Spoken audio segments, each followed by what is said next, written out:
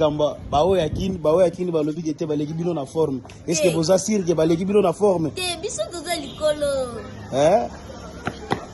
Vous savez zo monana, Ko le monde te biso toza likolo. Bilamba toujours roi de la sapologie ararate.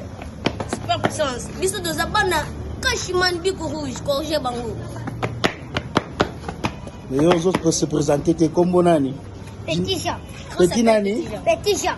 Petit Jean. Comment s'appelle? Na makolona Betini. Na Betty Versace. Est-ce pantalon? Na Betty Boy Lano. Styliste. Na Betty Boy Lano. Koulou.